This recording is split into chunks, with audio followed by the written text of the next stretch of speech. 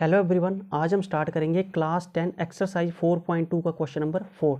Question number 4 में क्या बोला गया है हमें, find two consecutive positive integers sum of whose square is 365।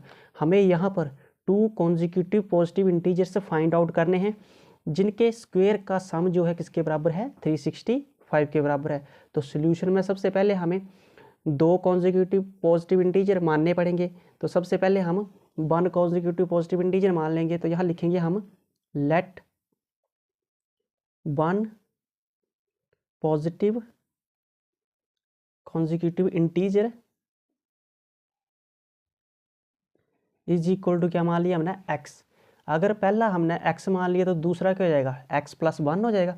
तो सेकंड क्या हो जाएगा, सेकंड पॉजिटिव इंटीजर क्या हो जाएगा हमारे पास, एक्स प्लस वन हो जाएगा।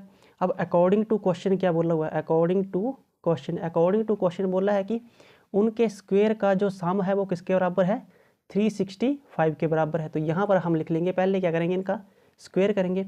फर्स्ट का स्क्वायर किया एक्स स्क्वायर, उसका क्या करना है, हमने सम करना है दोनों का। एक्स प्लस वन का स्क्वायर हो गया इक्वल टू किसके बराबर बोला हुआ है, 365 के बराबर बोला हुआ है। अब हमने क्या करना है, इसको सॉल्व कर लेना है। तो एक्स का स्क्वायर क्या होता है, एक्स स्क्वायर ही होता है, प्लस यहाँ पर क्या बन रहा है हमारे पास, ए प्लस बी का होल स्क्वायर का फॉर्मूला। ए प्लस बी का होल स्क्वायर का फॉर्मूला क्या होता है, ए का स्क्वायर प्लस बी का स्क्वायर प्लस 2ab। तो यहाँ अप्लाई कर देंगे हम, ए की वैल्यू एक्स, बी की वैल्यू 1। तो क्या हो जाएगा, एक्स का स्क्वायर प्लस 1 का square plus 2 into x into 1 equal to किसके बराबर है, 365 के बराबर कर दिया हमने। अब क्या कर देंगे, हम सॉल्व करेंगे इसको। एक्स स्क्वायर प्लस 1 का स्क्वायर क्या होता है, 1 होता है, plus 2 into x into 1 2x आ जाएगा इक्वल टू 365 आ गया हमारे पास।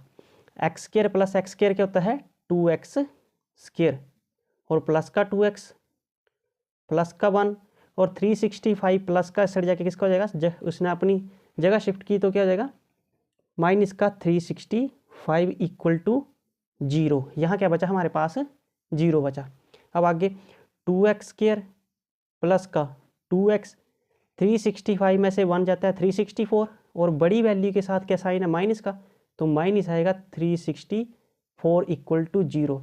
अब 2 यहाँ से भी कॉमन आ रहा है, यहाँ से भी कॉमन आ रहा है, और यहाँ से भी कॉमन आ रहा है। जब 2 कॉमन ले लिया हमने तो अंदर क्या बचेगा, एक्स स्क्वायर प्लस का एक्स माइनस 364 को 2 के मल्टीपल में क्या बनता है, 182, ये आ गया इक्वल टू 0। अब 2 यहाँ पर मल्टीप्लाई का है, उस साइड जाके डिवाइड का हो जाएगा। तो 0 से किसी भी नंबर को डिवाइड करते हैं क्या आता है, 0। तो क्या बचेगा हमारे पास, एक्स स्क्वायर प्लस का एक्स माइनस का 182 इक्वल टू 0। 2 को 0 के डिवाइड में लेके गए, 0 ही बचा। अब क्या करने हैं हमने, हमारे पास गिवन क्वाड्रेटिक इक्वेशन बन गई यहाँ पर। अब हमने क्या निकालने हैं, इसके फैक्टर निकालने हैं।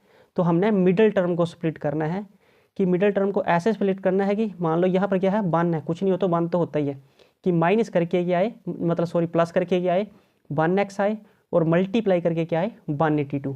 मतलब दो टर्मों में ऐसे उसको तोड़ना है कि मल्टीप्लाई करके 182 आए और प्लस करके क्या आए,